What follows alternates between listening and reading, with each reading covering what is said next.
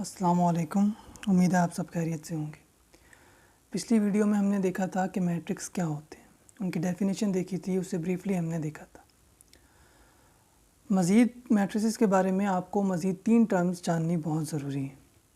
पहली टर्म है एंट्रीज़ और एलिमेंट्स। एंट्रीज़ या एलिमेंट्स क्या होते हैं, दूसरी रोज़ क्या होते हैं, और तीसरी बात कॉलम्स क्या होते हैं। इन 3 चीज़ों को जानने के लिए सबसे पहले हम देखेंगे कि एंट्रीज़ क्या होती हैं।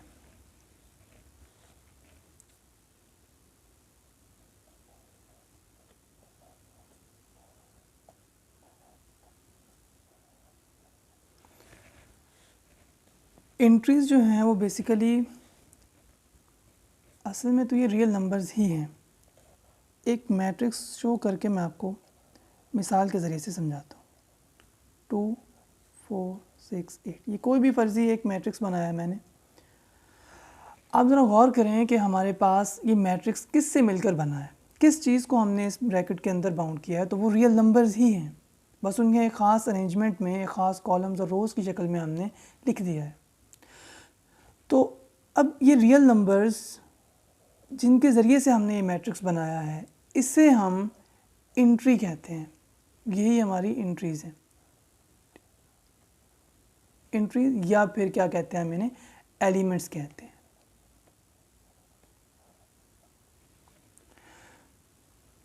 वो रियल नंबर जो एक मैट्रिक्स को बनाने में काम आते हैं, उन्हें हम एंट्रीज़ या फिर एलिमेंट्स कहते हैं ऑफ मैट्रिक्स।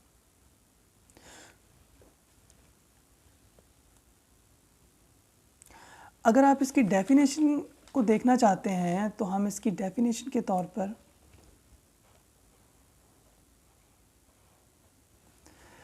इसकी डेफिनेशन लिखेंगे हम। वो term the real numbers, we term the real numbers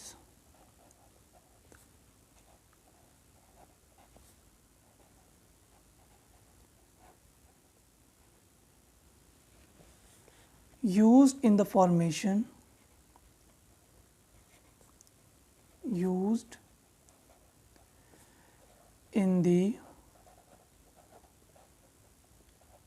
formation of a matrix.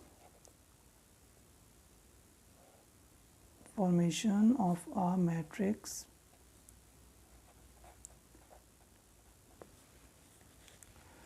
as entries or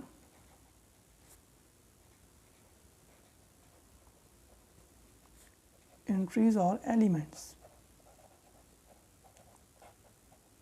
Entries or elements of the matrix.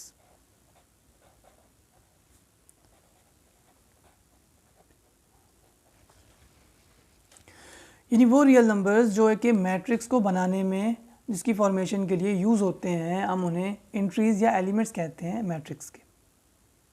ठीक है।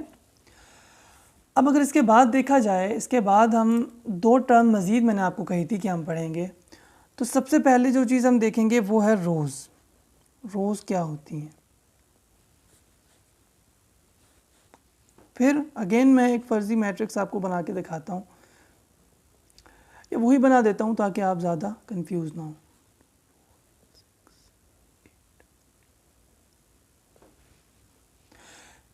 ज़रा गौर करें तो हमारे पास कुछ एंट्रीज़ जैसा कि ये एक एंट्री है, ये भी एक एंट्री या ये भी एक एलिमेंट है। तो ये देखें कुछ एंट्रीज़ हमारे पास हॉरिजॉन्टली लिखी हुई हैं। ये देखें ये लाइन जो है एक हॉरिजॉन्टली नज़र आ रही है। तो इसे हम यूँ लिख सकते हैं, presented in horizontal way.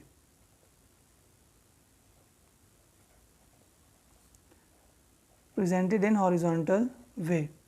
Horizontal way में कुछ एंट्रीज़ आपको नज़र आ रही हैं। तो इन्हीं एंट्रीज़ को हम क्या कहते हैं, रोज़ कहते हैं। तो अब यहाँ पर देखा जाए तो कितनी रोज़ हैं, एक रो ये हो गई और एक ये हमारे पास रो हो गई। तो यहाँ पर 2 रोज़ हमारे पास मिल गई हैं। तो इसकी डेफिनेशन क्या बनेगी कि in a matrix the entries presented in a horizontal way are called rows. In a matrix, the entries presented in horizontal way are called rows. अब तीसरे नंबर पे हम देखेंगे कि कॉलम्स क्या होते हैं।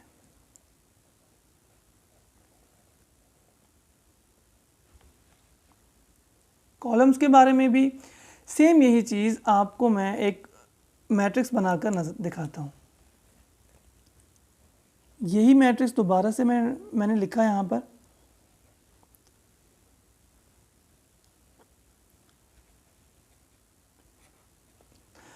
इस मैट्रिक्स में ज़रा गौर करें तो हमारे पास कुछ एंट्रीज जो हैं, ये देखें ज़रा, एक एंट्री ये है, एक एंट्री ये है।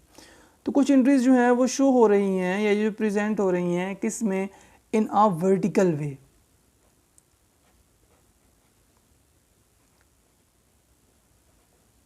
प्रेजेंटेड इन ए वर्टिकल वे,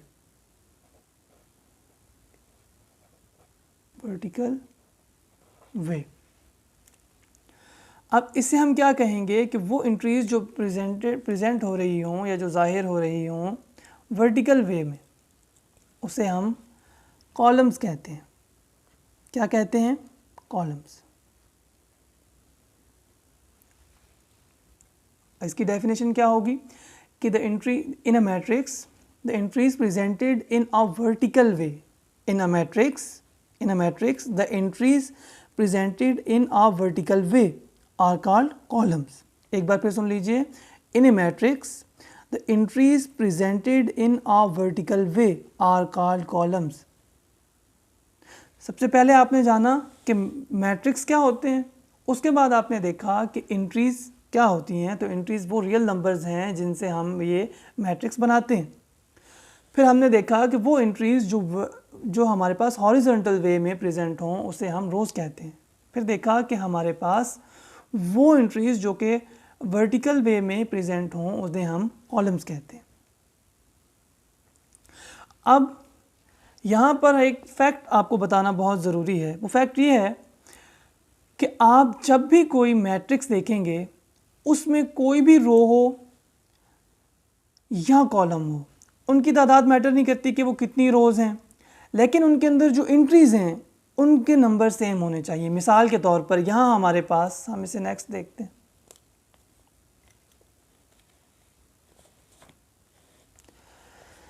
यहाँ पर मैंने एक मैट्रिक्स बनाया, कोई भी मैट्रिक्स 2 4 6 8 10 9। यहाँ पर ज़रा आप गौर करें,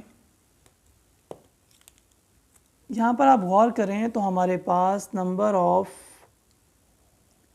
एंट्रीज इस रो में कितनी है। ये हमारे पास रो है, आप जान चुके हैं। इस रो में नंबर ऑफ एंट्रीज कितनी है? 2 हैं। तो फिर नेक्स्ट रो में भी ये नंबर ऑफ एंट्रीज कितनी होनी चाहिए?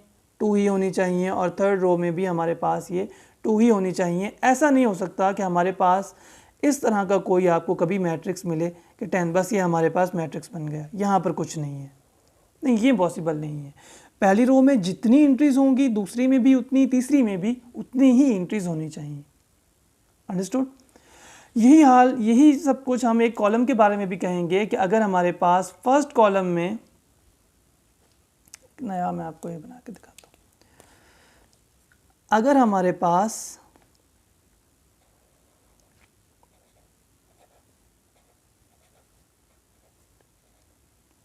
आप ज़रा गौर करें तो पहले कॉलम में हमारे पास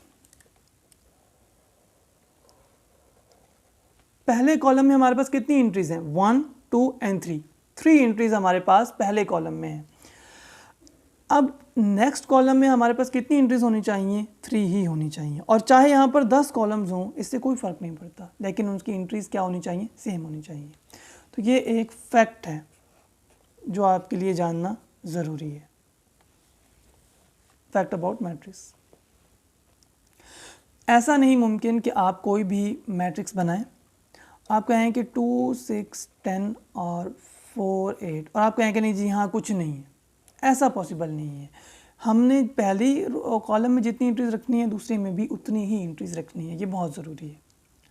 हाँ, number of rows and number of columns आपस में मुख्तलिफ हो सकते हैं। मिसाल के तौर पर यहाँ पर हमारे पास, इसीलिए मैंने ये मैट्रिक्स बनाया। ये देखिए यहाँ पर रोज़ कितनी है, नंबर ऑफ़ रोज़ 3, या इसमें देखें तो नंबर ऑफ़ रोज़ कितनी है 3, 1 2 एंड 3, नंबर ऑफ़ रोज़ कितनी है 3, लेकिन नंबर ऑफ़ कॉलम्स कितने हैं, नंबर ऑफ़ कॉलम्स यहाँ पे 2 हैं। तो ये आपस में ये number of rows and columns की चेंज हो सकती है, डिफरेंट हो सकती है, सॉरी, लेकिन इनकी जो एंट्रीज़ हैं अगर पहली रो में जितनी होंगी तो दूसरी में भी उतनी ही होंगी, तीसरी में भी उतनी होंगी। सेम ऐसे ही कि अगर पहले कॉलम में जितनी एंट्रीज़ होंगी तो दूसरे में भी उतनी ही होंगी और तीसरी में भी, एंड सो ऑन।